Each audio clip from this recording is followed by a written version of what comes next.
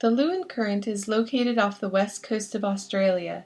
It is unique from many other eastern boundary currents because it flows poleward in the opposite direction of the winds and is warm, downwelling, and nutrient-poor.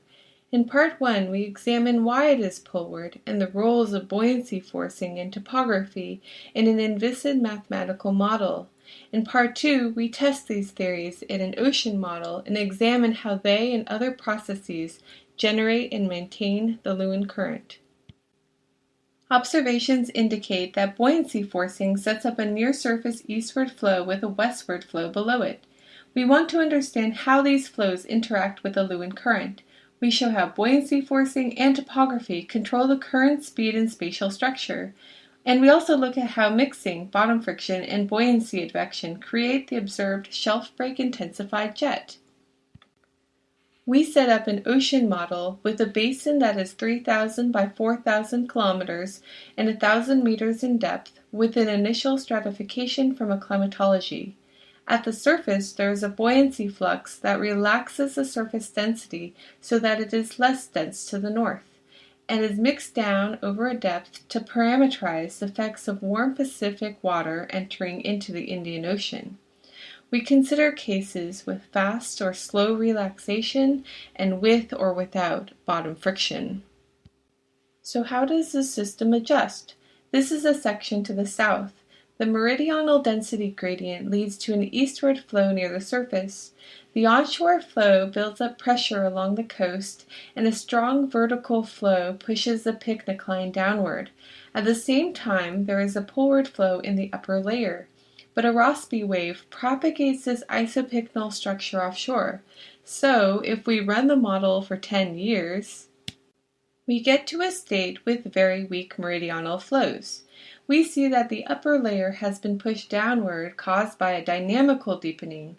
Downwelling occurs in a thin layer near the coast. The meridional flow is weak, so there needs to be some mechanism to trap the Rossby waves near the coast. Next, if we add shelf topography, we find that the current has a dramatically different speed and spatial structure. The bottom figures show the results with shelf slope topography.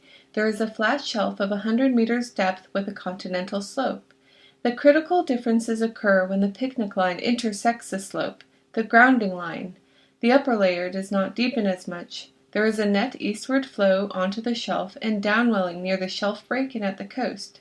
The near-surface eastward flow tends to be stronger than the westward flow at depth. Onshore of the grounding line, the zonal flow converges and supports a poleward current. This is the meridional flow from the two cases. The most significant point here is that the poleward current is much stronger with topography. With a flat bottom, Rossby waves freely propagate westward and eliminate the strong current. With a slope, Rossby waves are directed westward and poleward, which traps the current near the boundary. Now what happens with a more realistic, slower relaxation in the surface buoyancy flux? The solution with slower relaxation is on the left. Here the current advects lighter water poleward.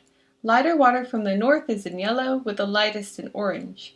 A density front forms near the shelf break. The poleward flow is surface intensified and the jet core shifts closer to the shelf break. Also, an equatorward undercurrent emerges near the grounding line. Finally, let's see how this current changes with bottom friction. The solution with bottom friction is on the right. The poleward current leads to an offshore Ekman flow along the bottom.